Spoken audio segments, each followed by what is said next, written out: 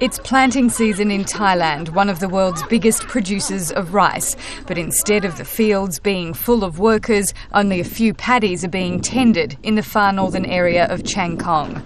For these seeds to survive, they need rain, and the skies have not been kind. Facing its worst water shortages in 20 years, Thailand has ordered many of its farmers to delay planting to save water.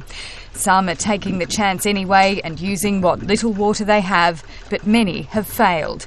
Tulasat Kam's crop is virtually worthless. He may harvest just enough for his family to eat, but not enough to sell or pay the rent on his 6 hectares of land. Last year, the rain was not good. This year, it is many times worse. Years ago, the weather was good. It rained and our water supply was constant. But because of the drought, we cannot survive any longer. We have too many debts to pay.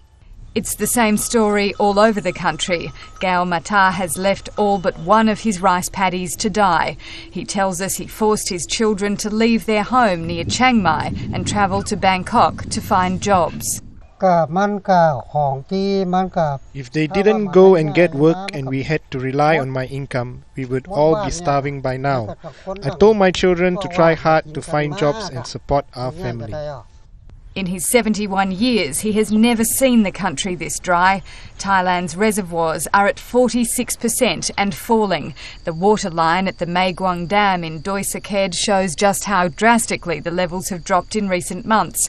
Some dams in central Thailand are below 10%. 70% of Thailand's water supply is used for agriculture. Given how low the levels are in this dam, it's easy to see why it's been quarantined for household use only. Rainfall is expected to normalise in coming months, but the longer this drought drags on, the more dire the economic consequences. As you know that most people in Thailand are farmers, and if their income go down, the purchasing power will go down also, and that will affect the consumption of Thailand, and that is the thing that we are worried about.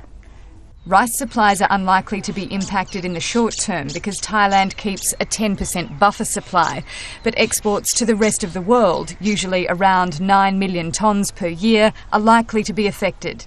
Usually Thailand produces 32 to 33 million tonnes of rice grain per year.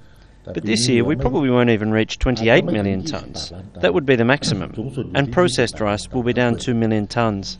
In recent years, Thailand's seen an explosion in rice farming driven by government price guarantees. That has put increased strain on the water supply in a country where, like many others, the effects of changing weather patterns are beginning to be felt. Now farmers, like the environment, feel like they're being left high and dry. Aela, Callan, Al Jazeera, Northern Thailand.